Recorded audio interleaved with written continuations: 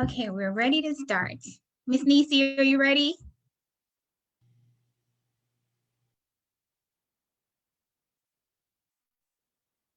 Yes, ma'am.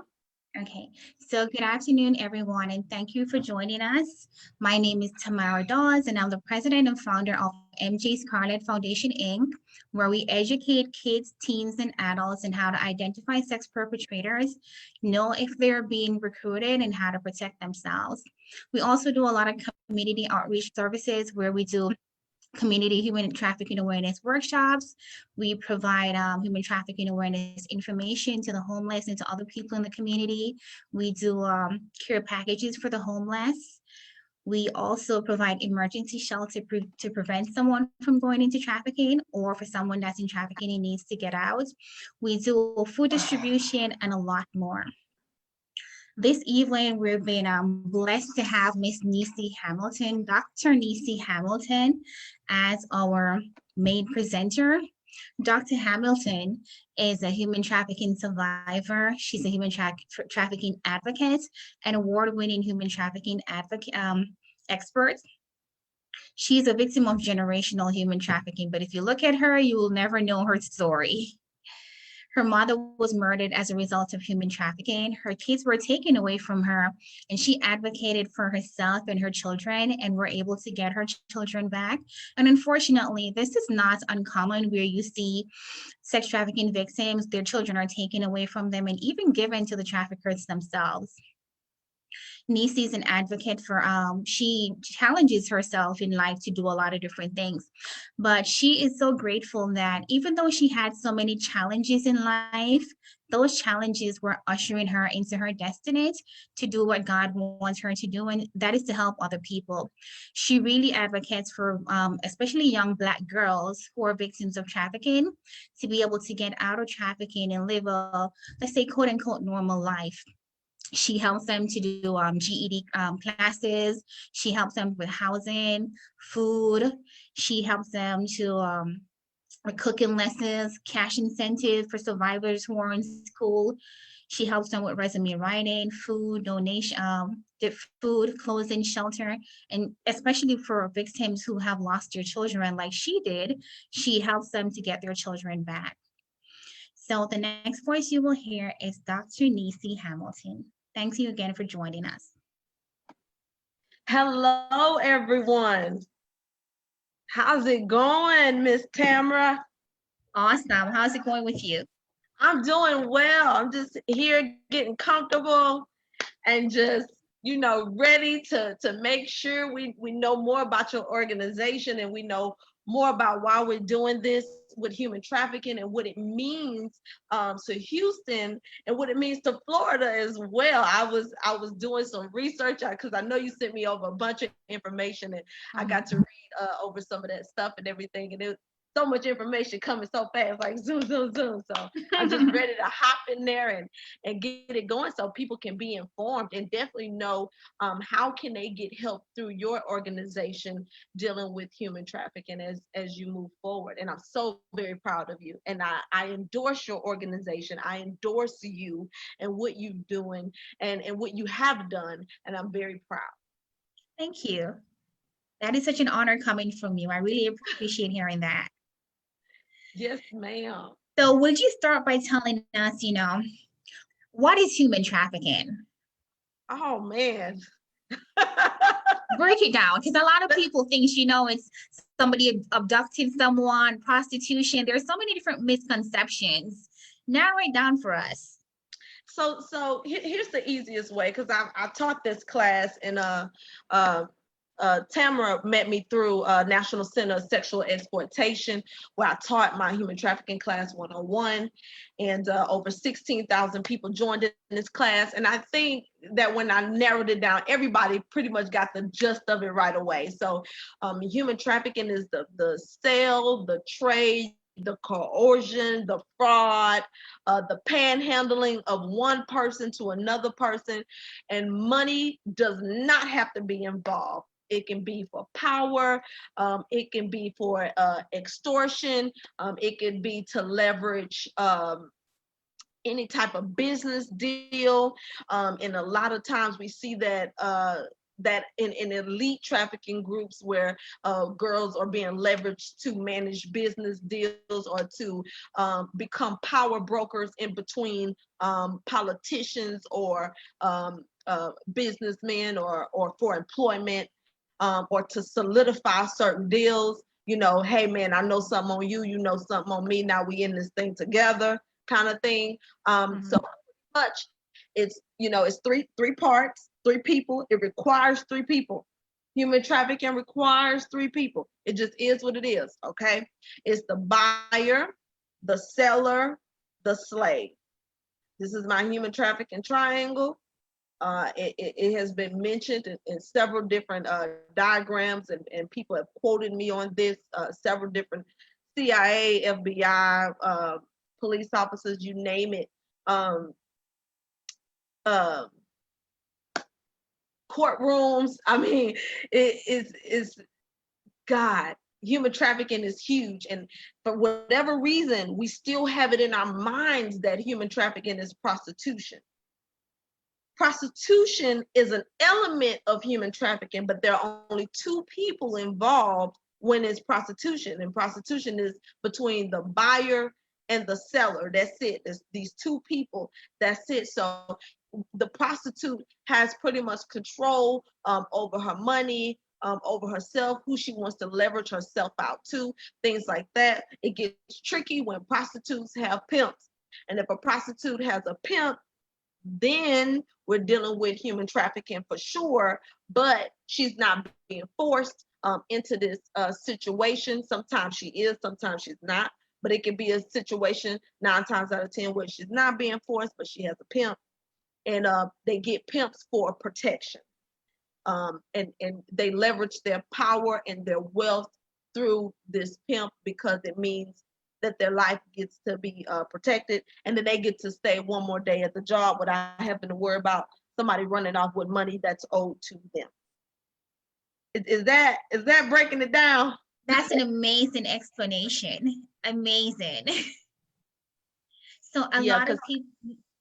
No, go ahead, because I'm happy you were able to. I'm happy you were able to clear that misconception up, because a lot of people think, oh, you're a human trafficking victim. No, you're a prostitute or something like that. They really don't get that triangle that you spoke about, that there needs to be a buyer and a seller and a slave for there to be trafficking. Right. And sometimes, and here's the thing, trafficking victims can sometimes be in control of the money. Sometimes they're not.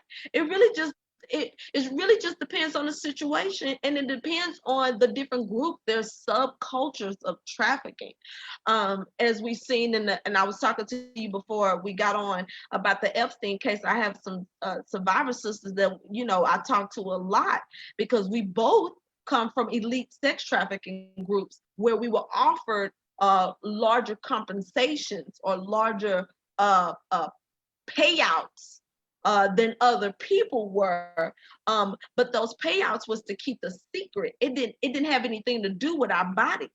Our bodies were still misused. Our bodies were still used for whoever wanted to broker it for whatever they needed to be done at that particular time. So, you know, when your body becomes brokered, when your body becomes traded, off, you know, all the time, you know, there's a wear and tear on the psyche, there's a wear and tear on the body, and people don't really understand it because it's not like drugs. You know, drugs, you get it, you know, you break it down and you sell that one time.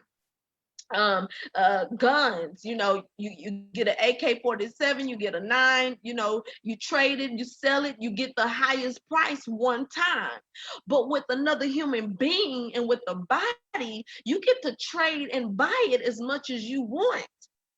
And so when you put it in that terminology, then people come to grips with, oh, you know, human trafficking is not a one-time deal. This is a continuation of rape. This is you know, it's a service of rape, and it's also the promotion of rape continuously. True. Also, you mentioned that sometimes you're sold at a higher amount, depends on who the buyer is. Mm-hmm. But it's also important for us to let our audience know that majority of the time, the victim never gets a dollar from the transaction. A lot of times victims don't get the money from the transaction. Hmm.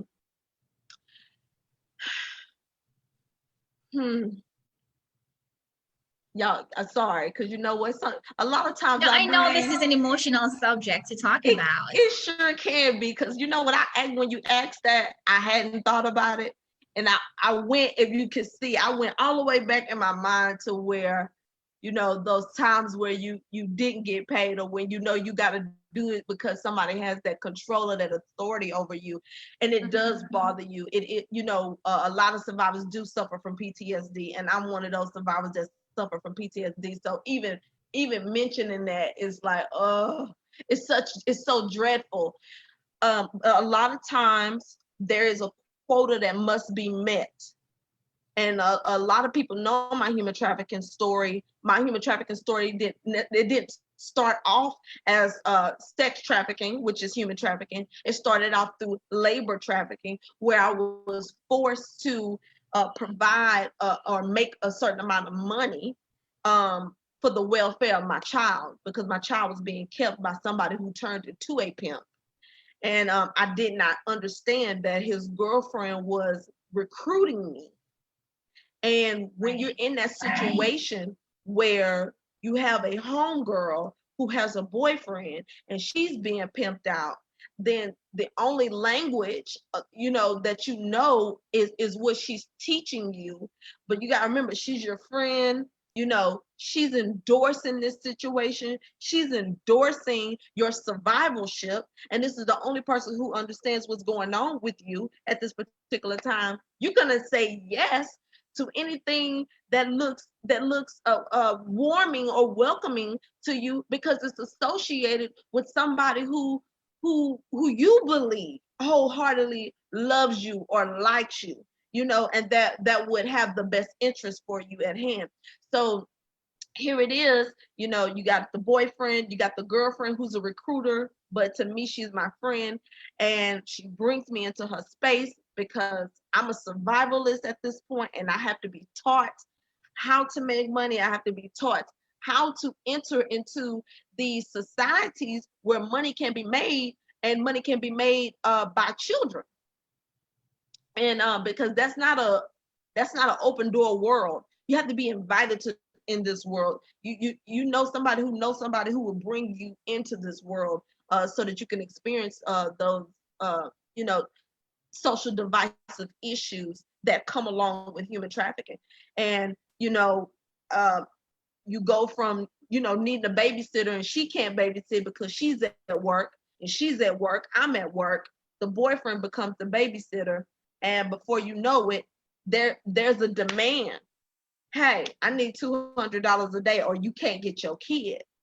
And so me not being able to get my kid because I couldn't make a $200 quota became life or death for me.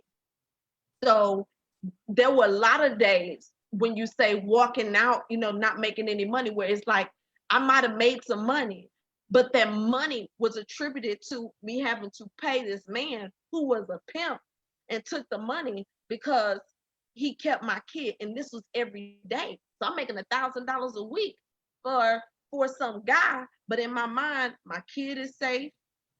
I had somewhere to go home to. I can open a refrigerator door. There's AC and water. You know, things that you associate that are most important to you. You don't even think about the other side of what's killing you. You know what I mean? Right. I'm happy you brought that up because a lot of people think about human trafficking as physical restraints, where you're tied down and you cannot leave. And they don't realize that it's really mental slavery. You know, you're psychologically dependent on this person. And even though you want to leave, you know, you're not able to provide housing for yourself. You're not able to provide food for yourself. Right. So you're dependent on this person. Because of your codependence, you stay in a situation that you don't want to be in.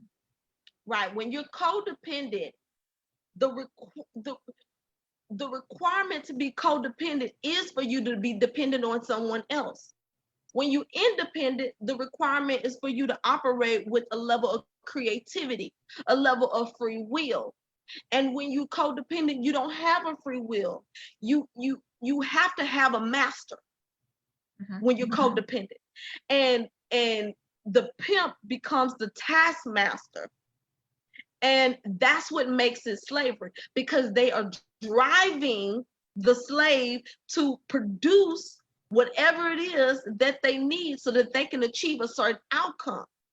And then from there gets into witchcraft, and from there gets into sorcery and everything else, where you get into these realms of perversion where outcomes are to be controlled, and that's not God's will for our life. Because if it's a perfect will, then you get to make the decision to do it. If it's not a perfect will, then you have to do what another person's telling you to do, who's operating outside of the will of God. And that stuff gets confusing, because you got a lot of men who are in spaces of trafficking, who are spaces of the pimp, who will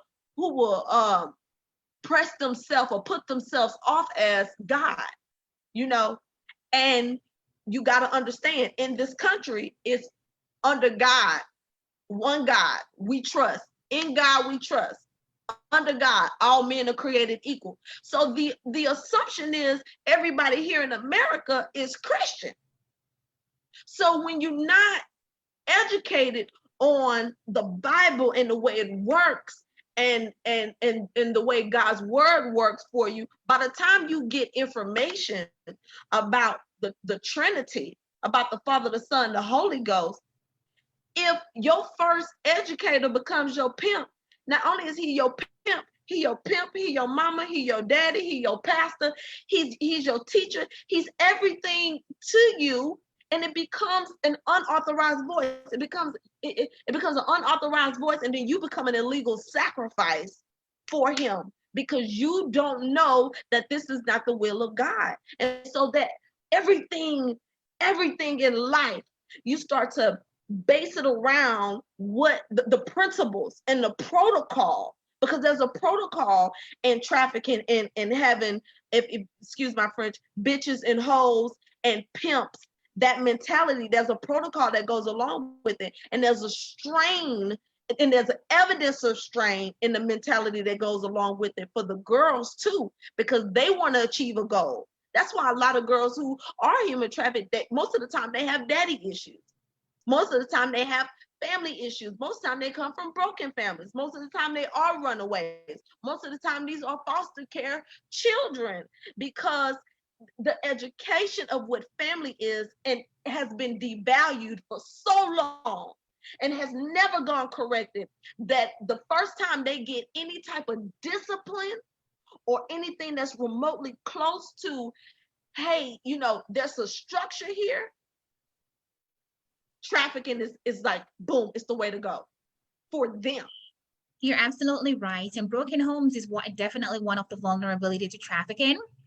Let's talk about the topic of today's event: sex trafficking in Black girls. Woo! We know it's for that the most trafficking victims are Black girls. Mm-hmm. Why is that the case?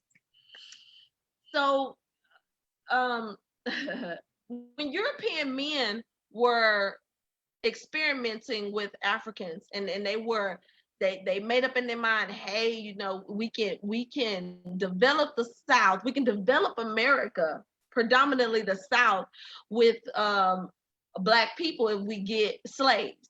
Well, where are we gonna find them from? Well, let's go to where they are. And so you got these European people climbing over to West Africa, and when they get over there, our world and their world was totally different, because white people are initially, they are conservative. We had, we had a culture, we had, a myriad of things that we, our eyes were opened up to. In Africa, we had an oasis of things, from love to sex to money to power, to hierarchies. We had kings and queens. You know, we were very colorful, spicy people. We still are colorful and spicy. I mean, I love it. You know, so you get European people coming over to West Africa, and they begin to indulge in every institution of sexualization, whether it be private prostitution, public prostitution, or concubinage. And they began to watch, you know, in the men that were in the practicing of the sale and the trade of women, they began to watch how easy it was to have sex with African American girls. You know, especially if they were young girls, they were already slaves. They would offer it up to them as gifts. Now, sometimes they would give them, you know, monetary value for them. You know, they would get small gifts. Some people would even hold small ceremonies for European men and African American young children to be a part of this sex slave.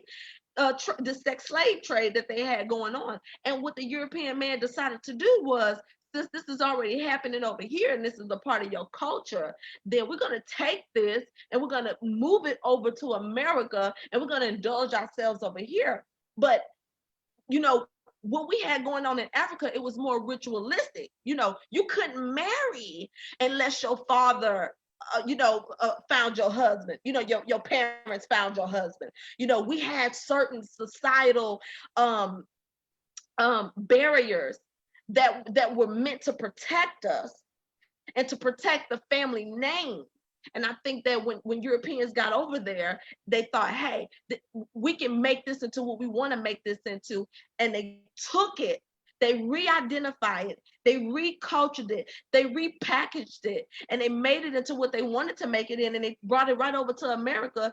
And then they made women subjugated to the same ideology, but they did it their own way.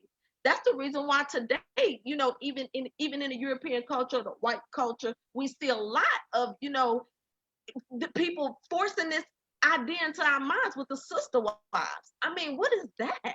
If that ain't sex trafficking, if that ain't sex trafficking right there, I don't know what to tell you. No, and you're absolutely right. Sex trafficking came out of colonialism, and a lot of people don't realize that. And we see even today, even though colonialism has ended, the majority of sex trafficking victims are Black girls, and the majority of buyers are still white men. That has not changed. It has not changed. Absolutely has not changed. Now, you know, because of sex trafficking during the colonial days, what it did was it broke down intergenerational societies, because Black women began to become pregnant by European men. So the question was, you know, you can control my body, but you can't control my mind. And so here it is, you have Black women fighting to have power in the household the same way as white women did.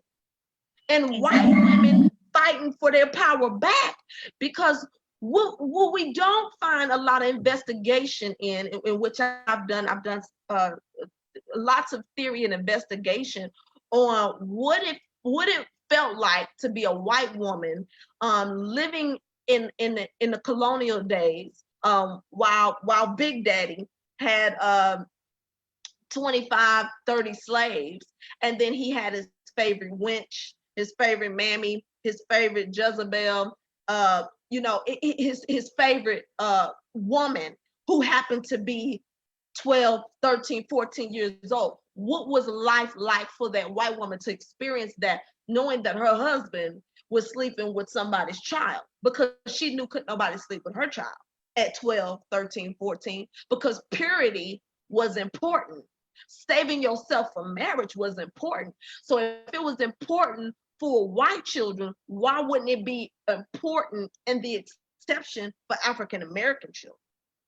Exactly, but they were not able to speak about it. They were Women not. had their place in society, and men had their place, and they could not speak up about it. And then you had the house slave and the field slave, where the house slaves were mixed, you know, had a Black father, white mother, and they felt like they were better off than the Black slaves out there in the cotton field. Right. And then you'll see where they got better benefits, but also the white slave owners will sell their half white kids to their friends and that was sex trafficking. Man. That hasn't changed. But that's why a lot of people don't realize that human trafficking is also called modern day slavery, Right. because there are more people enslaved now with human trafficking than in any other period in history. Right. Absolutely. Absolutely. And this is why, this is why talking about human trafficking every day is important, because what we have to do is we have to interrupt the cycle of adversity. That's what this is about. Interrupting the cycle of adversity, interrupting what we deem valuable. And the reason why it's so important for the African American girl to talk about human trafficking is because nowhere in society do we have a place where we can be protected. Our advertisement doesn't protect us. Movies doesn't protect us. Our literature does not protect us. When you see the average girl that's being trafficked, you usually see billboards where there's a white girl with a hand over her face.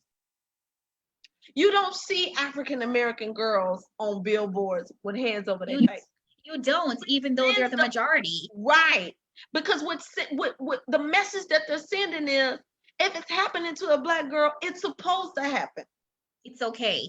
Right. It's okay. It's okay. We deemed this moral, and we deemed this morally acceptable because it was morally acceptable, 100 years ago. I mean, if you think about it, I'm 32. I'm 4 generations away from slavery. True. 4. That's it. That's it. When they came out with movies such as Taken 1, 2, and 3, here it is. You got Liam Neeson going in, saving a white girl. Mm-hmm. Then when we see reverse racism within human trafficking with the Equalizer and Denzel Washington, well, Denzel is going to rescue, yet again, a white girl from being trafficked. Absolutely. Do you understand? So here it is. We have an opportunity in Hollywood to address these issues. But when we don't make it an issue that Black girls are being trafficked and that it's important to us, then it gets demoralized. We become desensitive to it. Tyler Perry had a very important role in making sure that African American people understood human trafficking when he wrote the movie. I can't think of the name of it. Not A Family That Prays, but I can't think of the name of it. But the movie is with what is her name? Lynn Whitfield.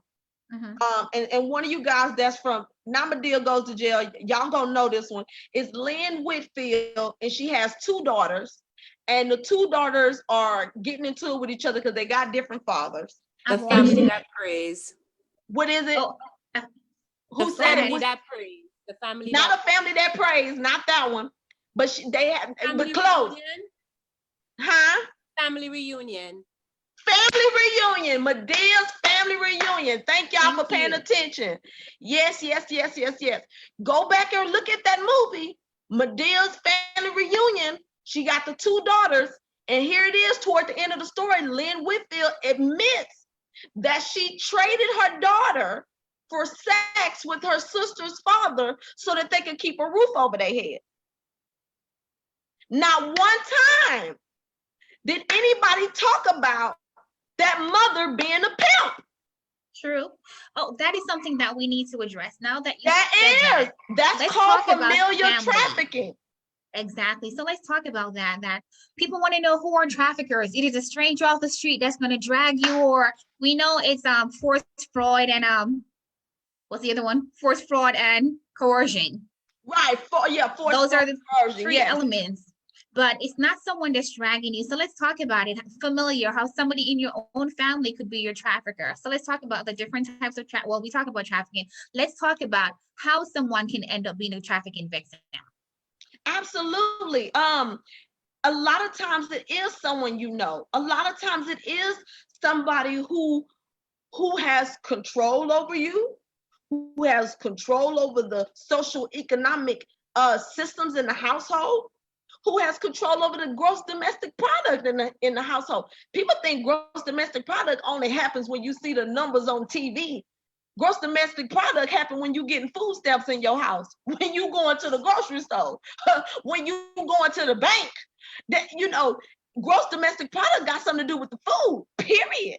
And whatever's needed the most in managing your household the most, that's what's going to be attributed to the most, because the need is based on what's going to make the household run. And so, and we go back, my college students that are listening to Maslow's hierarchy of needs, go back and pay attention to that chart so that you will understand how need-based familial trafficking is, and the collision between it, and why it's so important today. That mother talked about her needs. Let's go back to that movie, Medea's Family Reunion. She talked about her needs, and she said, we needed a roof over our head. We needed food. And we needed this. And I wasn't going to be poor. And I wasn't going to be broke. And I wasn't going to be this. So the only option I had was to trade you for Lisa, I believe that was the other daughter's name, to Lisa's dad. And she said, I always wanted to know, why did he want you more than he wanted me? Then what she said was, she said, my mother was a junkie and a whore, and she traded me at the fence. Do you see the generational curse? Do you see, now we call it generational curse, white people call it epigenetics. Do you see the epigenetics, how something can happen in one time frame of your lifespan, and it gets passed down to the next time frame of another lifespan? And the reason why her sister's story was so important, and it was important that she got married, because in her marriage she got covered, and she was very tentative to her children. She was like, no, these are my children, these are my children. It was easy, just like that. And people don't understand. Grandmas and mothers did not get those thoughts about making children commodities in their household. It ain't something they just pulled out their ass. That is a slave mentality. If it happened to their mother, more times out of 10, it will happen to you. It's not just the mothers, it's the great grandmothers.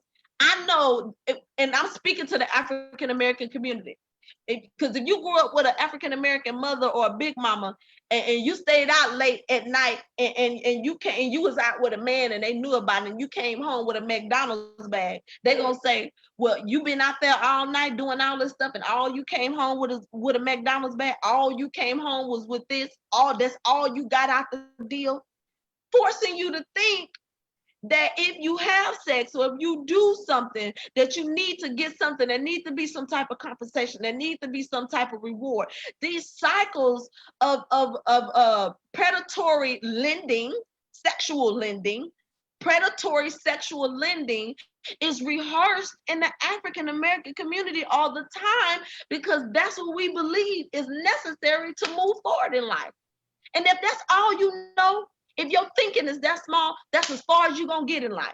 You're not gonna grow any further, because nobody has any information to get you to that next level. So it can be your mother, it can be your grandmother, it can be your auntie, it can be your uncle. A lot of times we see this with cousins. How many people have ever been kept away from a cousin? No, you can't go over there with that cousin. You can't go over there with that cousin. Girl cousins and boy cousins not being able to communicate with each other, because they knew that if given the opportunity, because of what was in the family, bloodline, that they would end up having sex with each other, or they would have sex with each other and then get passed around to other cousins. I mean, it's right there. And we keep sweeping this stuff underneath the rug. We're not dealing with it, and we're not challenging it enough. In our community, we don't challenge it. And we know that you yourself was a victim of generational trafficking. Nissi, your mom was trafficked, and then you end up being trafficked. Let's talk a little bit about your story. Absolutely. So my mother was trafficked by her mother, and was the commodity in the household for the stepfather, which was my aunt and uncle's father. So she was traded off to him. as I got older, I wasn't trafficked, like I said, until age 14. I was already a rape victim. I was rape victim, gone into CPS custody. That trauma never got dealt with. My perpetrator did go to jail, and he did receive his jail time, and I was protected and moved away from the area. So until this day, I've never seen him again in my life. Praise God. So 11, that happens. I'm in court. It doesn't get dealt with correctly. 14, I'm back in court still, dealing with the same thing, but this time I get before the magistrate and he offers me emancipation. I don't know who my father is. My mother's incarcerated, and my grandmother has a terminal illness that I don't know anything about. So he emancipates me in court, and I'm able to make, my own choices and do things without my mother's permission. I go back home. My grandmother passes away maybe about 7 months after I go home, so I really didn't catch a break. She's sick. She dies. I'm pregnant. The aunt and the uncle, my mother's brother and sister, who, they participated unknowingly to them with this. Mm-hmm. They left me behind because what they saw their mother do with my mother. We can't make no money off of her. She pregnant. We can't get no labor off of her. She pregnant. That was the idea of those times back then. If you were pregnant and you were 14, 15 years old and you were African American, you got kicked out the house. It just is what it is. You were considered an adult. So there was no familial support. There was no familiar support at all. At all. Here it is. I'm homeless. I'm living behind this Walmart. It's hot. I'm funky all the time. I'm walking underneath the bridge to go to high school. My teachers, administrators, they all tried to help as much as they could. And they really tried. It was only so much they could do because, 20 years ago, every teacher was afraid to lose their job. Now today, teachers walking off the job. It's nothing. Before it was like, oh no, not my good, decent, wholesome career, not my good paycheck. Today it's like, oh, I'll do something else. This ain't worth it right here. So to be an educator was a very honorable thing. It was a very honorable position to be in back then. And here it is. I have this baby. And the hospital gets to asking those important questions: where you gonna go, where you gonna live, who's coming to pick you up, do you got a car seat, things like that. And you got to make up the story as you go. It's like, what else can you do but go back outside? Have somebody come pick you up and do what look good on paper, but then you end up right back outside behind that Walmart. Going to school. Now I'm in the 10th grade, going to school, sneaking my child in school with me in a purse, sitting in the back of the classroom because we have nowhere to go. We have nowhere to live. We have absolutely nothing. And like I said in the beginning part of when we first started, running to a friend and tell my friend the situation. And I'm thinking everything is gonna be, okay, that there's some type of hope. Leaving my child with her boyfriend became the worst day of my life. It was the worst decision that I could have ever made, because labor trafficking from there turned into human trafficking. Because not only was he a pimp and was making so much money off of me, he traded me off to other pimps. So from there, I was traded off to other pimps. And by the time I got to my third pimp, my second pimp, the requirement was that he had sex with me, along with everybody else who had sex with me, and he took my money. That ended up in another pregnancy. So here it is, I'm 16, I'm pregnant again. I got my second kid, and I'm in court again. With nowhere to really call home. Nowhere to call home. And the agency, that was assisting in that situation, they didn't assist. The judge didn't assist at all. There was no money, no shelter, no anything. And my trafficker came to court with me just to make sure I didn't say anything about him. And the killer part of all of this is through court, and mind you, I did not have an attorney. Through court, the court put me in the house with my trafficker along with my 2 children. Now, you weren't able to say anything, so they don't even know that you were being trafficked. Not and at that's all. the unfortunate situation, not just for you, but other victims, other survivors that I've spoken to that has lost their children to the system, or Yep. whose children end up being with the trafficker. That's right. And my children ended up being with the trafficker. And what that does is when the state begins to give pimps power like that, they become authoritative figures. They feel like they're untouchable. You know, the state's on my side, the state's gonna work with me, the state's gonna believe me. Then it becomes, I can do all this stuff to you. Who's gonna believe you? True. Look what I just did for you. Look at all this I did for you. Where you gonna go? What you gonna do? Because if you don't do it, you're gonna lose your kids. So my entire teenage years, the trauma of it was, I can't lose my children. So I better do whoever's telling me to do it. Exactly. And that is also not unique to you. That's what a lot of traffickers use to control their victims. I met one family whose daughter ended up being trafficked, and the only time they knew that she was alive initially was when she was for sale on Backpage.com. But prior to that, the trafficker met her at school at a soccer game, went home, meet the family. Now I know who your family is. So when I lure you away from home, if you say anything, then I'm going to hurt your family. And then like you, she ended up with Stockholm Syndrome, where she did not, he wasn't prosecuted. He was locked up for 6 months, but because she didn't press charges, he got away. And a lot of that goes back to the mental slavery that most trafficking victims go through. Right. And that becomes part 3, because of that right there, I was forced into a binding marriage.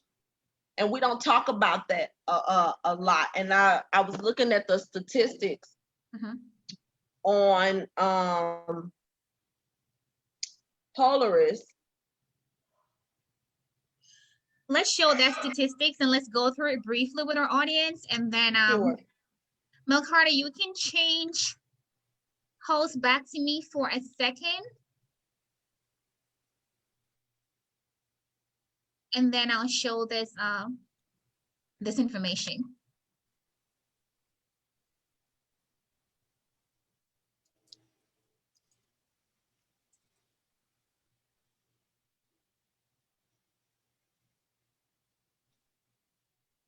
Did they put it on? Give me 1 second. Okay, sure. How y'all doing, everybody in the chat? Make sure you leave questions. And how y'all doing? Any questions, y'all make sure y'all ask. Thank y'all so much, everybody that's participating. Somebody said so good. Thank you, Janissa S. Rosalind Huff, thank you so much. Aisha, thank you. Yes, because we were slaves. That's why they thought it was okay. Absolutely. And they still think that to this day. Apparently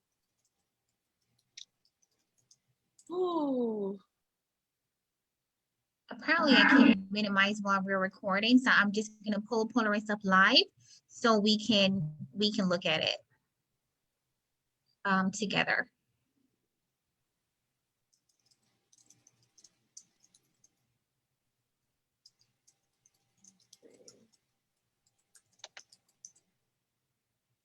That is so true.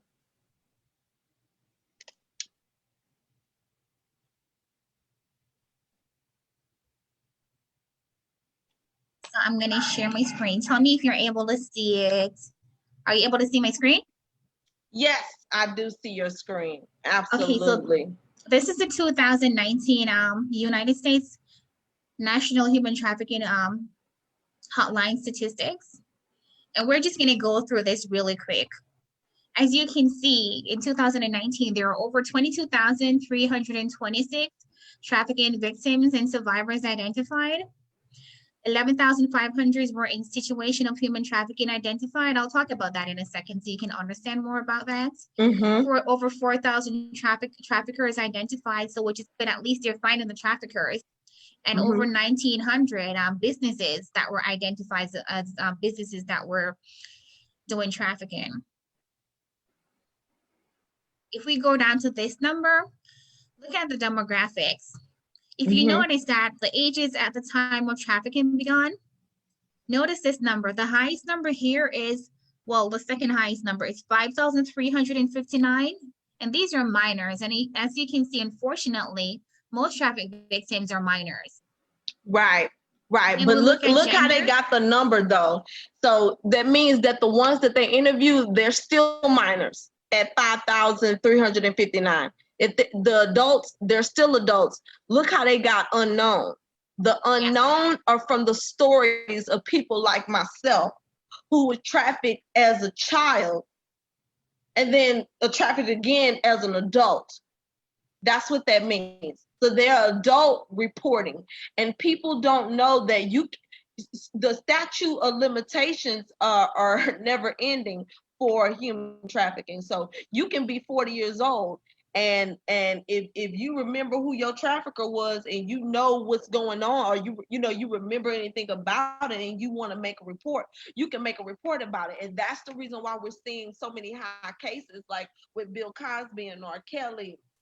And even the guy from Cheers, even who is that? Tavis Smiley has a I believe a $2.6 million case out there now for sexual harassment and things like that of that nature. You guys, this stuff doesn't have a statute of limitations on it, and that's what's so awesome about this is that what's happening is that traffickers are getting jobs where they're working with children, or they're volunteering in spaces where they're working with children, and people who didn't report these things are finding out that they're working with children, or they're with somewhere, they're somewhere where they need to be checked, and now they want to make the report and stuff. And you can say it's a bad thing, but sometimes people are okay, and that's a trauma. People are okay with bad things happening to them, but they're not okay with bad things happening to other people. And that's a trauma that that's somebody who definitely needs trauma therapy, but that's a trauma that people go through a lot of times. They don't mind bad stuff happening to them, but they don't want it to happen to somebody else, so they speak out. And so that's why we're seeing such a high volume of people speaking out now, because they don't want it to happen to somebody else's child, and they do feel that guilt. And that's so important. And then the other list that we look at, you'll see here again that still the majority are females. Over 15,000 are females. And don't forget that trafficking does not discriminate. It's men, women, boys, girls, black, white, everyone. Anyone can become a victim of trafficking. Absolutely. And then when we look here and we see the top 3 types of trafficking, this is a situation they were talking about. It's either sex, labor, or sex and labor. And for sex trafficking, the top 3 things they looked at were escort services. There were over 1,200. Illicit massage, health, and beauty. I guess beauty shops. There are over 1,200. And again, pornography, there's over 700. We're not going to focus on labor. That's another workshop, but let's go down to the top 5 risk factors. And Nissi, you can elaborate on this. Substance use and concerns, over 500. Runaway homeless youth. And don't forget that 1 in 3 youth are lured into sex trafficking within 48 hours of running away. Absolutely. So it's important that we create a safe environment for children so they can talk to us and not run away, because the majority of them, will end up in trafficking. Absolutely. Recent migrants are talking about immigrants. A lot of people may come here and they don't have a green card, and someone will say, okay, I'm going to give you a job under the table. And before that, it's labor trafficking where you're working and you're not getting paid, and you cannot report them because you do not want to get deported. it's not just them too. I just want to say this because we don't talk about this enough, because we have desensitized ourselves and we made this behavior acceptable. I am for everybody receiving freedom and being able to work here under the auspice that life will be better in America. But what I'm not for is arranged marriages.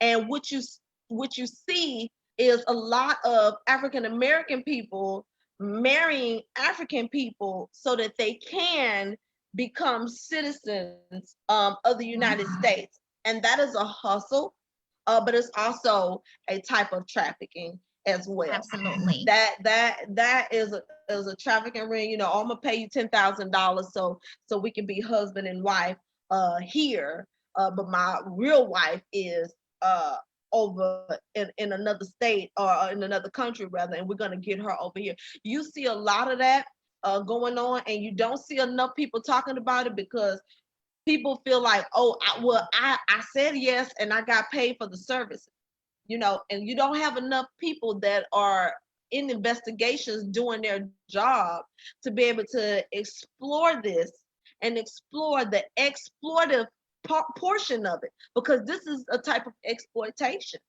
None of Absolutely. it is okay. I was even watching Martin the other day, and I love Martin. But there was an episode where Pam needed some money to pay the IRS, and she got into an arranged marriage with the guy who owned the apartment building, and he offered to pay her the $10,000 that she needed and everything so that he can get his citizenship. But when they sat down and actually evaluated his situation, he didn't even need it because he was actually born here and things like that. So we keep, in Black culture, the stuff that we making fun of is the stuff that's actually killing us, and it's killing our generation.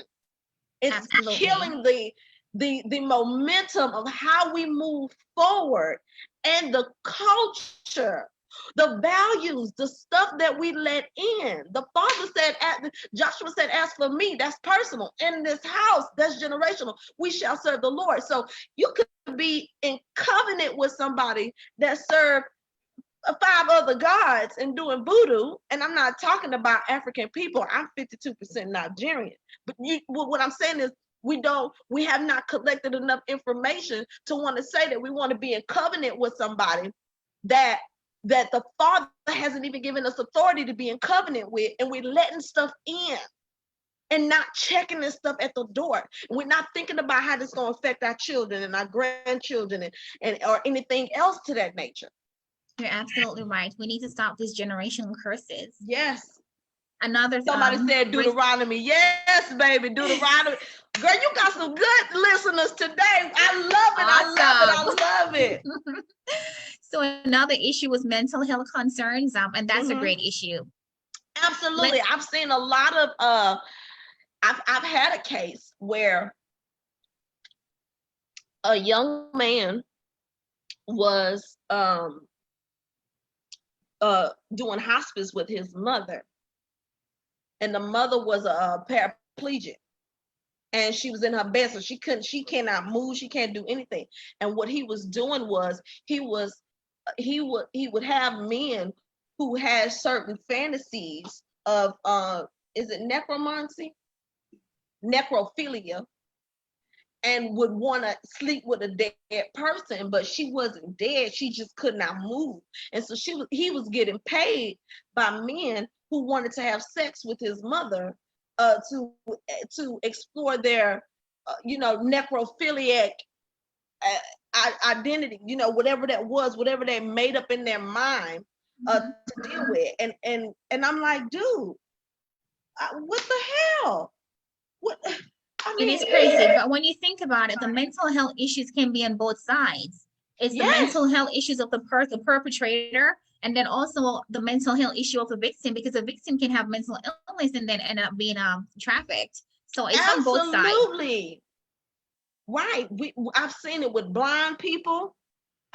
When I tell y'all I've seen all kinds of stuff, you would be amazed with research, advocacy, and activism will show you what these people are doing, and it's all perverted. It's all around the spirit of perversion. It's disgusting. But I'm listening to you, Tamara. Let's get back to it. No, that's fine. So let's talk about the top 5 recruitment tactics. And this is something that you're extremely good about talking about. You and I talked about this before. Intimate partner marriage proposition. You and I talked about that marriage. What is it called? Girl, wait a minute. My thoughts done left me. The male marriage, the male bride. Mail order bride. That's what That's I'm thinking about. A mail order bride. Yes, that's a form of prostitution as well. Right. So yes, at the age of 18, I was a mail order bride. I was not married to have a covenant out of love. I was married so that my husband would not go to jail for anything that he had done to me prior to his marriage to me, because in the state of Texas, unfortunately, and that's why it's important to know your state laws. The state laws for Florida are very different, but the state of Texas laws is, if you're married, you cannot you cannot incriminate your spouse, right, in the state of Texas. So that's definitely something to consider. And he knew what he was doing when he married me to, protect himself. But it does not, by the grace of God, because laws have changed, it does not stop him from still being charged for the stuff he did to me at 15, 16, 17. That's good. So and we are working heavily. Thank you. Shout out to my impact partners, Crime Stoppers. And we working on different things so that we can fix this stuff in the African American community, because it happens a lot. Familial. We already talked about this, that your trafficker could be a family member. Job offers, and we see this a lot. You'll see signs on, in the community that says work and earn $2,000 a week, no experience necessary. Those are red flags. And in Jamaica, we saw where there were a lot of young ladies that were getting jobs that, they were asked to come and do interviews at hotels that didn't exist and end up being trafficked, or just go for a job that didn't exist. And that happens a lot. Right. So a lot of them, those job offers, and sometimes people don't explain it right, because sometimes it's nice and pretty. Because you hear a lot of European girls talk about their experiences. I came for a interview to be a model and things like that. In the African American community, it might not be so pretty. You get there, you think you coming there for a job, and somebody in the back come out and punch the hell out you, dig in your purse, take your driver's license, take a picture of your driver's license and a picture of you, and boom, just like that, it's over. And watch this. Because you filled out the application, you gave them all of your information and your contact information for how they can find you and reach you, and they use that stuff as leverage to keep you as an adult, and capped in whatever it is that they do, whatever fraudulent scheme they got going on. So people are not thinking about that. That's why it's important. When they say in college, they tell you always investigate the company before you fill out the application and before you get there. Investigate. And if it seems too good to be true, that job offer earned $2,000 a week, no experience necessary, then it's just that. It's just that. And a lot of times you see it in the African American community with sales position. You're going to see that a lot with sales. Anything with sales positions, things like that, but people don't cross-reference that stuff, you will see a lot of that stuff happening. And guess what? They got somebody that's sitting outside in the car waiting to see you run out so that they can catch you there, and they already got your driver's license, and they already got your driver's plate, so they coming back. And then posting as a benefactor, and then false promises and fraud. And we talked about force, fraud, and coercion are 3 elements of trafficking. And then the 5 forms of force, fraud, and coercion it includes induces or exploits substance abuse issues, Mm-hmm. physical abuse, sexual Mm-hmm. abuse, intimidation, and emotional abuse. Absolutely. And what I'm trying to I ain't trying. I'm putting together actually a informational awareness for our Black men, because Black men are getting caught up in this stuff and they're not understanding that they are participating, because Black men believe that, you get a little bit of money, you want to show off, you want to participate in this stuff or whatever. Or I want to go to the strip club, I want to ball so hard, I want to do all of this stuff. Well, your balling days gonna make you have some jail days if you're not aware of what it is you're getting yourself into. And I don't think that they understand that they are participating in prostitution when they're going to the strip clubs and doing all of this stuff. I've had an incident recently where a young man was just conversating with a prostitute, and she needed to make money, and she asked him, can you can you can you find friends for me who would want to purchase sex from me? And the young man said, well, yeah, I have friends that are into the strip club, maybe they would want to take you up on your offer. Right. And when he began to send names and numbers, I had to go in and teach him right then and there, you became a pimp. Absolutely. And not only did you become a pimp, you just participated in sex trafficking. It happens so fast and so easily.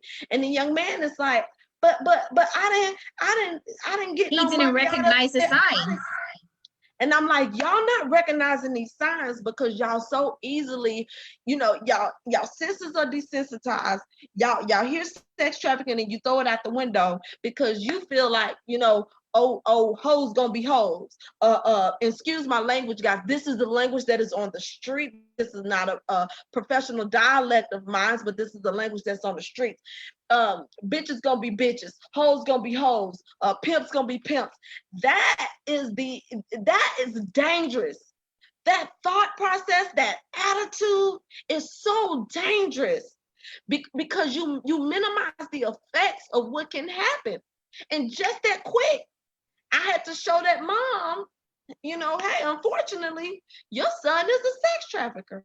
Exactly. And here, but had the mom not been paying attention, then it could have went into something further. And I discussed this with this young man, and like I told him, you need to go ahead and make a police report because you gotta protect yourself in case she comes back and you done made it all big and famous.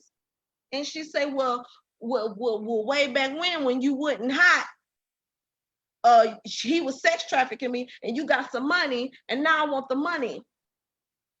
Do you understand what I'm saying? Yes. Y'all got to be careful. Now, I'm talking about that young man. He did it ignorantly. He didn't know. Exactly. You got people out here that are actually doing this stuff. They know better not to do it, and they do it, and they pull people into this because they feel like their value, their money, their power equates to them being able to have a say-so and authority over another human being's body. And you're not allowed to do it. It's against the law. It is illegal. And people deserve to have a right over their bodies, over their minds, over themselves, without you illicitly trying to sell it or trade it or fraudulently pass it off to another human being for money, for sex, or for power. That's very important. It's illegal. Exactly. It's very important that they know. And I'm happy you were able to help that young man. So 10 years or 15 years from now, he didn't fall into a trap that he didn't plan to be in. Exactly. As innocent as that was. Man, and I keep talking to moms because I'm like, y'all, they have created state laws against sexting. And that's what youths don't realize. If you have a naked picture of someone and you sell it to somebody else, or just sending it to someone else is illegal. It's illegal. Don't do it. And often you Don't see that do happens. it. Just don't do it. Don't even ask for them. Just delete it. Just You received it by accident, delete it. just be done with it, y'all. We gotta, you know, and here's the thing. The reason why all this stuff is coming to the forefront, because the Father is saying he wants order established back into his house. His house is out of order. And the Father don't want no weak bride. The house, your household has become the church because he shut churches up, but not doing it right. That's why the church is set up. That's why the pastors are sitting down. So now your house is the church because it belongs to the Father. And now you got to get this thing in order where we are rebuking all perversions, all spiritual indications of sexual immorality, everything, all adulterous behaviors. We have to cancel that stuff out, and God gave us the authority to cancel this stuff out by decreeing and declaring, and we sitting up here playing with it. That's why I love your program, Tamara. I love your program. I love what it is you're doing, because this is about education. I love your love for God. I love how you want the children and the mothers to know what they're getting themselves into so that we can break this stuff off. Exactly. And break out of these clouds. We got a lot of issues in human trafficking. Part 2 is every time it's time to go defend legislature that affects African American communities, there are only white Republicans that are going up to affect legislation that affect white people. You don't see Black people fighting for these laws that affect our lives. And we have to. And we have to, and you know, and you and I talk about that. And I know that's something, you know, a project that you're working on. And this is why it's important, you guys, to follow Tamara and get with her program and see what it is she's doing, because she needs the help, she needs the support, she needs the resources. But the girl, you doing the work. It just is what it is. You're doing the work, and that's what's so important about this. Where we rise up as an army of women, so that we can take control and we can broker our own power for our own bodies. We're not doing it. No. This is the reason why literature is dismissing African American girls from human trafficking. True. Two of the most important numbers regarding human trafficking is that there's over 40 million victims worldwide, but only 1% are rescued. So education is so important. Prevention and education save lives. So, you know, in order for that, you know, 1%, which is almost nothing, it means that almost no one is saved. So we have to do prevention and awareness education to save lives. Right. I'm gonna share another screen with the statistics for Broward County. 2019 and 2020 human trafficking statistics. I know we're going longer than scheduled, but we started a little bit late and we want to give you your full time. So thank you for staying with us. So in 2019,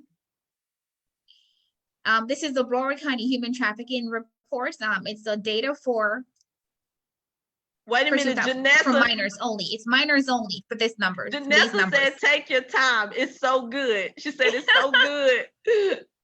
So we'll see that there were 201 reports. And I want you to look at this number where my mouse is. The ages. Look at 12 to 16. That's where the majority of trafficking victims lie. And so we have to educate our children about human trafficking. Wait a minute. I want you to see how they have 12 to 16 together, grouped together, and then they have 17 off by itself. Here's what this statistic is telling me, because I'm an expert. I want you to understand this. The 17 is put off to the side because they want you to feel like this person has a right to make decisions on their own, and they wanted to be seen as an adult. Do you see that? They're still minors. Exactly. They're almost an adult, but not quite there yet. That number should be with that number. It should not be a separate number. We gotta stop doing that.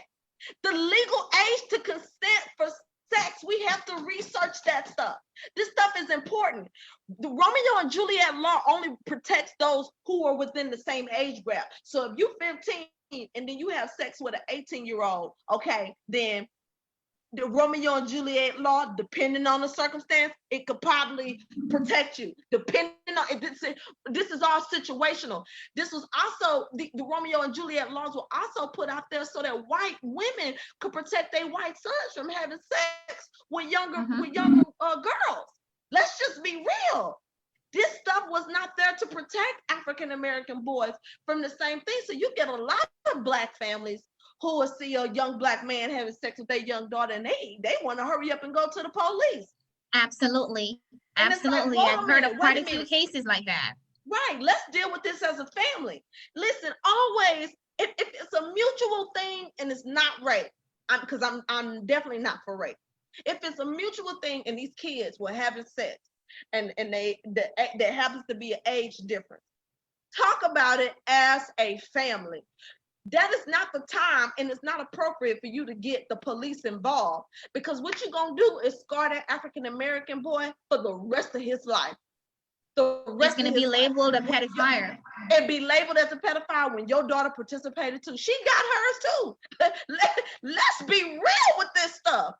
And the reality is, if a girl is 16 or 15 and the boy's just turning 17 or 18, they're going to say he's a legal age and she was a minor, even though they're both teenagers. Exactly. And we got to start dealing with this stuff as a family. We can't keep putting the police and involving them in everything and things that we have the authority in our own households to make decisions for.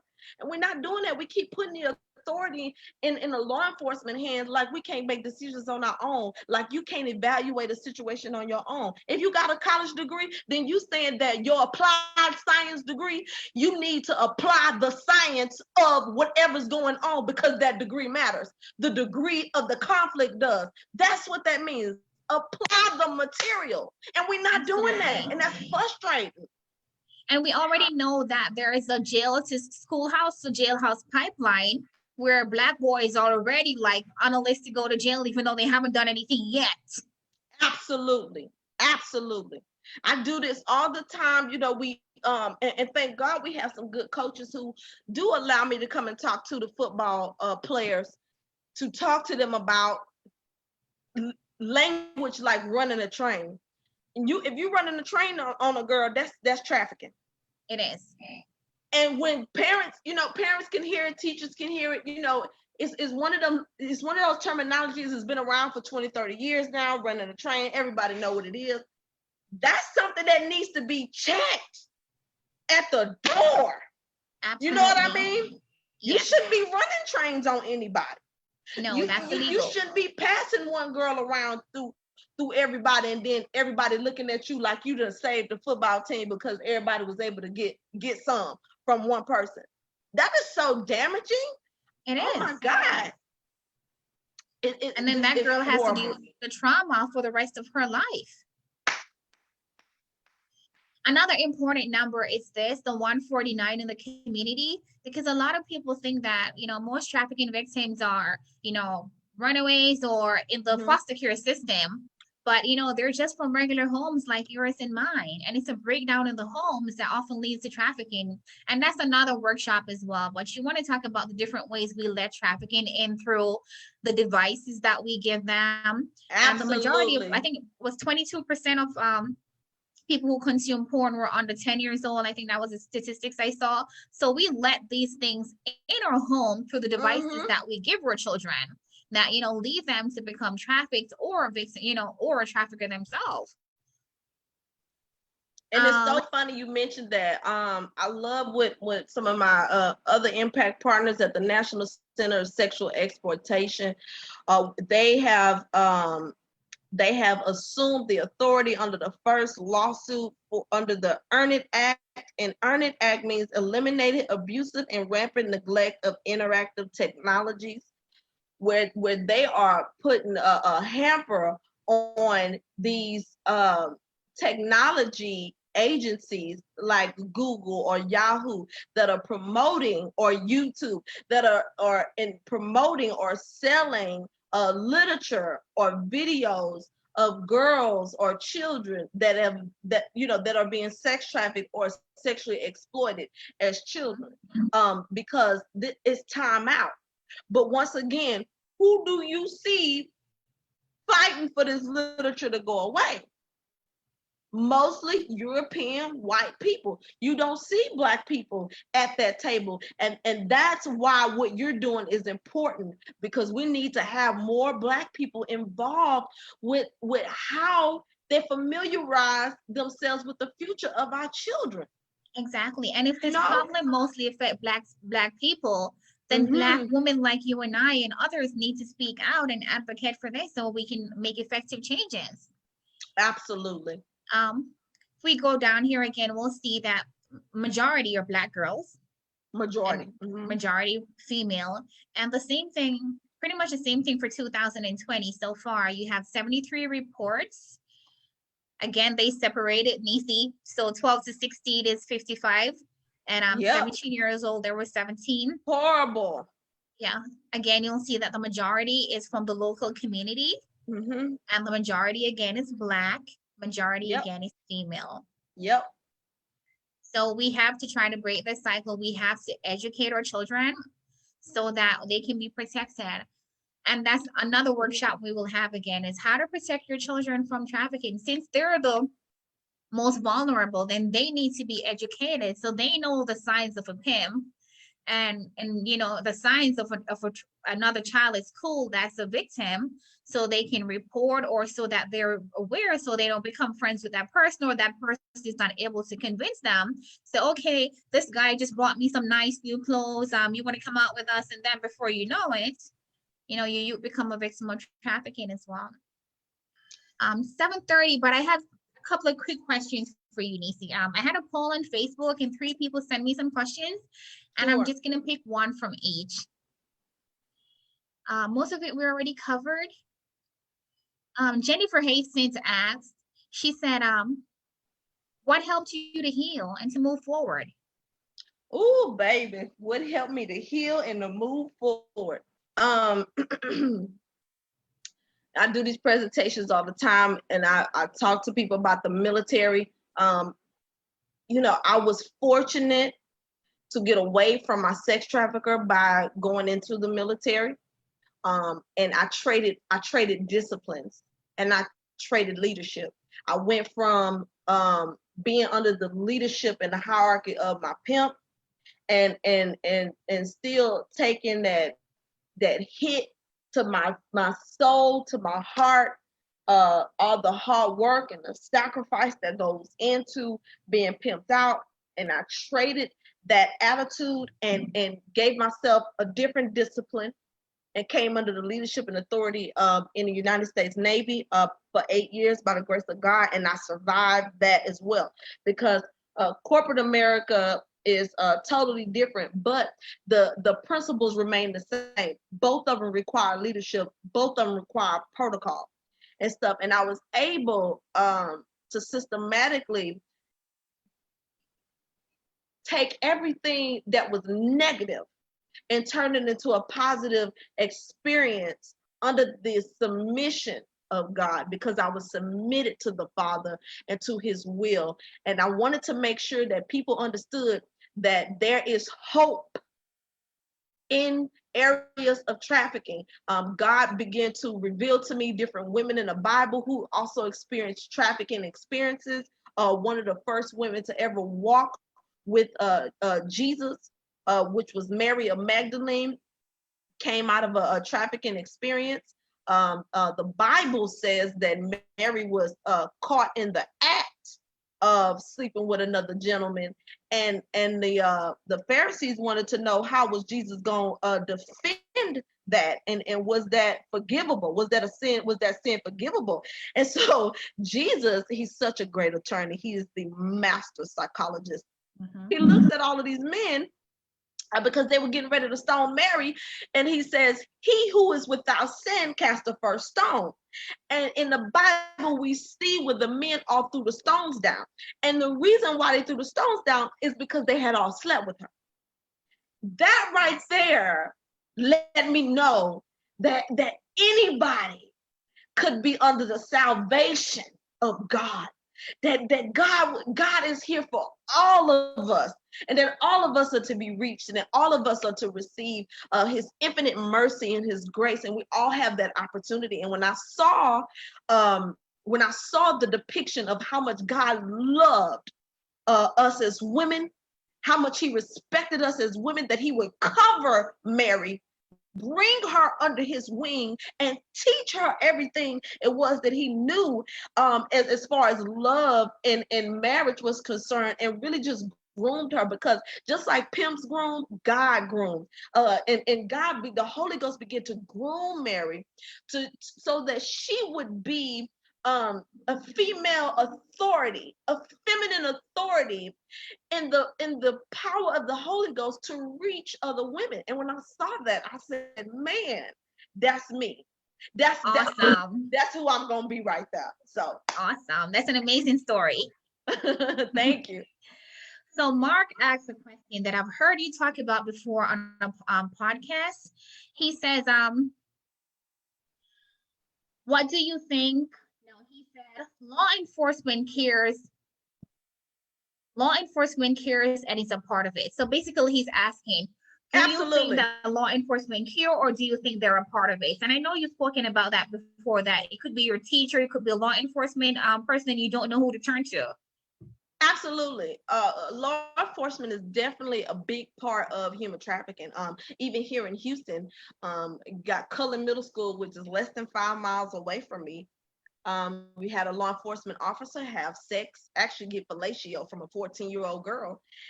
He was white, she was black. He goes to court and gets a slap on the wrist. Not one time did he didn't even have to register as a sex offender. And if it was a black person, it would be another story. If it was a black person, it'd be another story. There are a lot of elite trafficking groups here in Houston. And I'm developing information about Florida through Tamara's organization, and we are doing we're going to do more investigations and do more things, especially since the Epstein case is still so fresh, and there's so many fresh discoveries going on out there, and the work that she wants to do as far as protecting African American women. But I can tell you, here in Houston, we have elite sex trafficking groups that are associated with law enforcement, that you wouldn't even believe would be a part of, but they are. And you know, the Bible says every seed produces after its own kind. And you got people who, if I know this much about you, I'm a hold on to that, because I need you to use your authority in another kind of way. And the authorities is perverted here in Houston. And so that's why Houston is #1 in human trafficking. And for it to be #1 in human trafficking, you don't see a lot of Black women who have been trafficked coming out talking about it. And this is the reason why my story is so important, that we nip this stuff in the bud. So absolutely, law enforcement has something to do with it.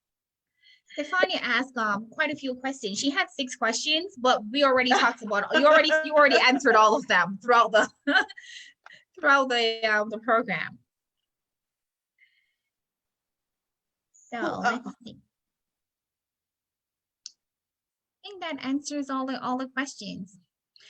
I know I see somebody was trying to reach out to me. I'm gonna take a picture of that. Okay, so I won't lose it. We can get there. Here's what I want to leave off on. Does anybody know who Jason Robert Pope is? Anybody heard of him? No. Jason Robert Pope got caught, and it was a white man, got caught in South Carolina, and he was trafficking, kidnapping underage girls for sex. And they found him, mostly African American girls, over 693 bodies. Wow. and nobody seems to be talking about them. And mainly because we have this idea around institutional rape that it was okay because of slavery. Right. And what we see is, the media is okay with promoting, with the exception of Jeffrey Epstein. Everybody jumped on that because it was holistically wicked. And I wish we had more time because we would talk about those different types of pimps and the type of pimp that Jeffrey Epstein was. But these people, unfortunately, slavery still exists. And in the case of Jeffrey Epstein, I think what was very important was that a lot of the white girls that he picked came from a less than valuable background. They were considered white trash. And I see a lot of my survivor sisters fighting for their lives, fighting, and it's not just their life, it's fighting for the value to be placed back into their lives, to be put there. And when you see something such as a white man, Jason Robert Pope, sex trafficked almost 700 African American girls, you have to think how, what, when, who, why. Because that generation of those 700 girls, without them getting the proper help, proper trauma-informed therapy, the proper access to somebody such as myself, because they need hope. They need hope. Everybody needs a successor. Everybody needs a deliverer. Anytime God was doing something anyways, he always raised up a deliverer and then he put his name on it. That's just who he is. Absolutely. But when we see stuff like that, you gotta think, them 700 girls, if they have kids, if they trying to have a family, whatever it is they got going on, they're raising up a generation of people who don't believe in God, who are godless, who would rather defend and protect that particular evil because their voices are not heard.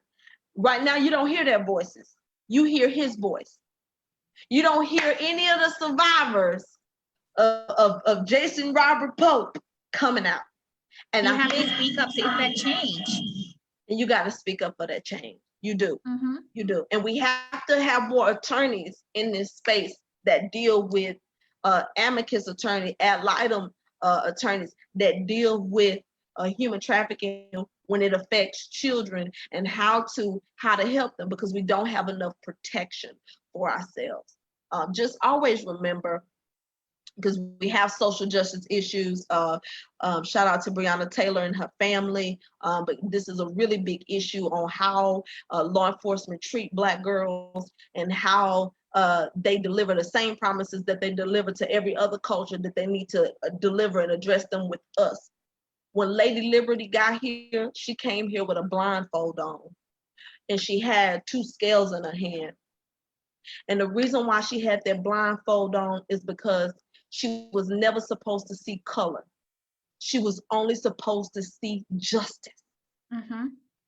And this is about justice. And the enemy came in and showed us color. And when he showed us color, he wanted us to see that one color could be better than the other color, so that the church could be mocked. So that God's word could not penetrate in our hearts, so that we wouldn't have love for our brothers. This is not a white issue. This ain't a Black issue. This ain't an Indian issue. This ain't an Asian issue. This ain't a Hispanic issue. This is a health care crisis, period. And say human issue. It's a human human issue. It's a human care issue. Because we got to collaborate with each other and promote more communities of care. and be socially and corporately responsible for how we treat people, because that's what's Absolutely. important. Awesome. I'm so proud of you, Nissi, to be able to share your story with us. You're just so phenomenal, you know? And I must tell you that well, most of you know my story that my daughter died 2 years ago. And Yes. the company, the foundation is named after her to honor her. And it was us having a spiritual battle with God, not understanding, how God could allow the devil to take our daughter, yet still he wants us to use her story to help other people. And I wrestled with that for a long time. And then I hear you when I hear your story and I see what you went through, and how that even though you had a kind of similar story where you went through trauma, God also allowed you to use that to be saving the lives of so many Black girls from becoming a victim of modern slavery, human trafficking. So I just want to thank you for coming on and for allowing us to get deep with you and hear what happened to you, and to know more about you, human trafficking and the signs and the pimp and just everything. And just know that we need to educate ourselves and our children to be able to break this generational curse that's happening with our Black ladies and our Black children on a whole. Because remember, boys are trafficked as well. Absolutely. Absolutely. And audience, I just want to thank you for staying on with us. It's almost 8 o'clock and we're supposed to finish at 7.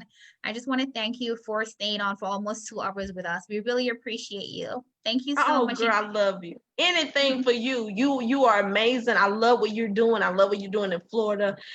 It feels good, because when I get to Florida, it's like, I got an impact partner out there already. I got partnerships. Woo! We are gonna do it. And one thing I know we forgot to mention. You talked to me about this. The children to get the child safety kits over to you. So, you guys, what I'm gonna do is I'm gonna mail those to you personally, so that people can get in touch with your organization, take you serious, and make sure they get those child safety kits from you. And I mean, girl, I love you. I love your work. I love you too. Endorse you. I totally endorse you. Oh my God.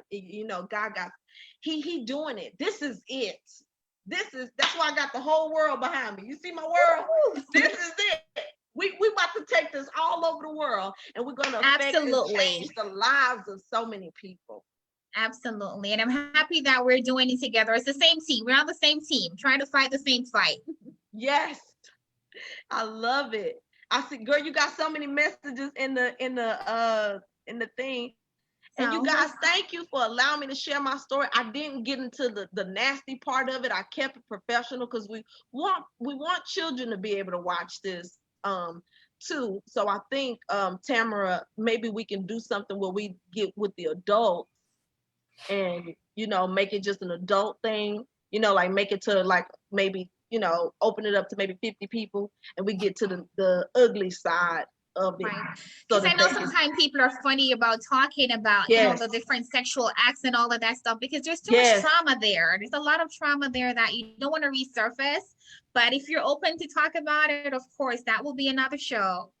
Yeah, I'm open to talking about it. Maybe we can get 50 people together. It'd be a private invite, through your organization, and we can talk about it so that parents can be clear. I want us to be clear on what this looks, because it's not pretty. Human trafficking is nasty, it's funky, it's dirty, it's ugly, and we didn't even get a chance to talk about adultification, which I am a preacher of adultification, Jesus Christ, with our children, and stop dismissing them when they got a bad attitude. They could be going through stuff.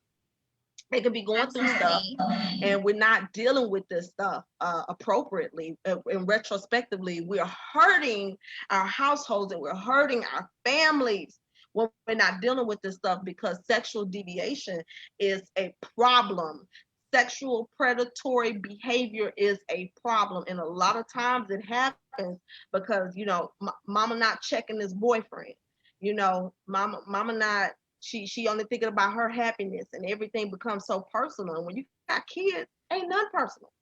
Nothing. No. But also you see where there's YouTube where a child might just be watching a regular cartoon, and then it spirals out into Adult Swim, and then it spirals out into pornography. And before you know it, you have a 6 or 7-year-old that's already exposed to pornography, and they may not be able to talk to their parents about it because they may talk to us and we may, be harsh with them and not really listen. Instead of talking to them calmly and explain that, you did nothing wrong, you did the right thing by coming to talk to me. What can we do to address this, that it doesn't happen again? Absolutely. Children they're exposed to porn so early, and this leads to them being traffickers or becoming victims of traffickers. That is so trafficking. true. So that's something we have to address. And then you have peer-to-peer,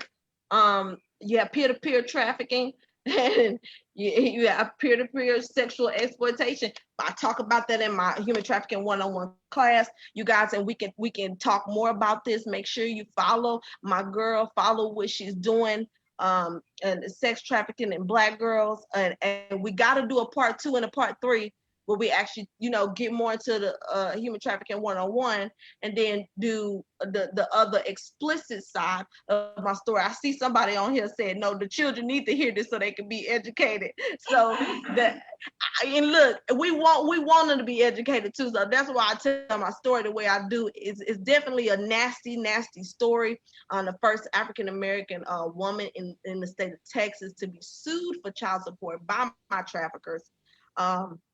And unfortunately, that had to happen in the state of Texas. But had it not happened, we wouldn't know Nissi Hamilton, and we wouldn't know how serious human trafficking is, and why it's so important to break that epigenetics of it. It's absolutely sickening. If anyone has seen my brochure, you see that the little children on it. That my passion really is children, educating them, because we speak so much at the adult level. I'll show it again. We speak so much at the adult level about trafficking, when if kids are the major victims of trafficking, then they're the one that needs to be educated about how to protect themselves. And it's an ongoing conversation, because you may talk to them about it today, and a month from now, you may end up having to talk to them about it again a year from now, because at different stages in their life, the conversation is going to be different. You're not going to be talking about sex trafficking to a 6-year-old the same way you're going to talk to a teenager about it.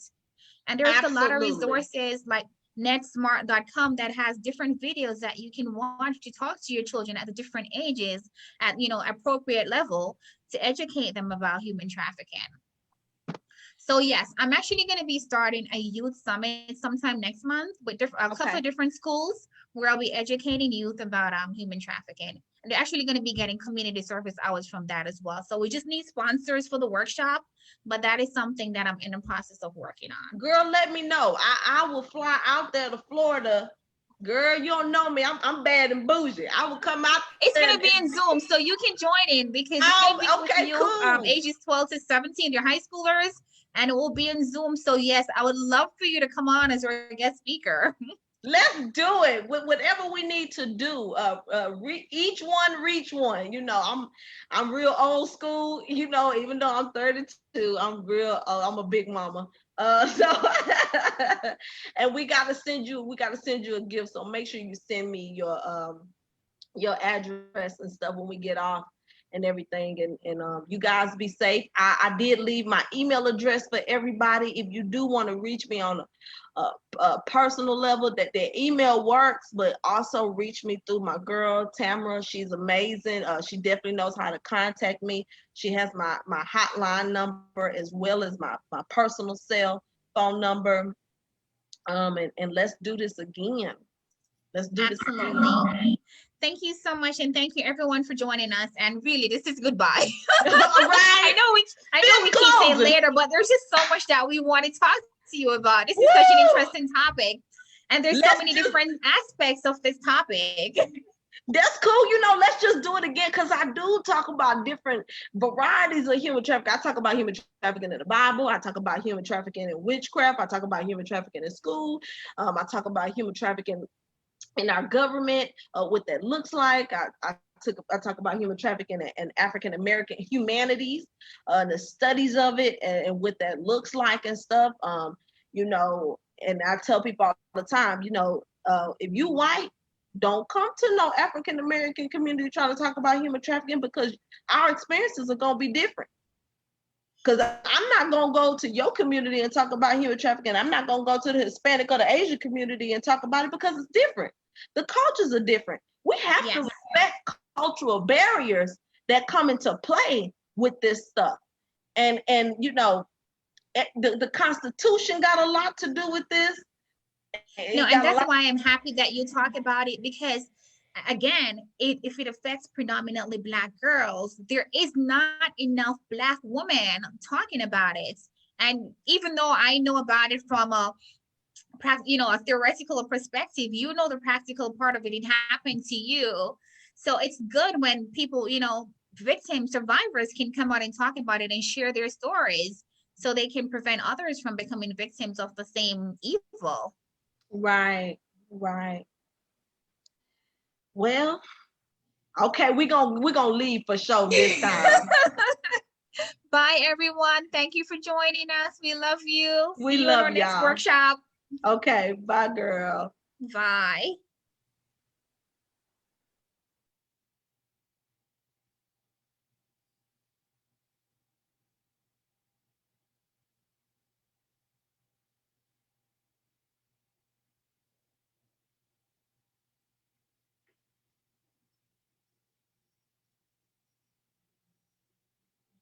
That you talk about it.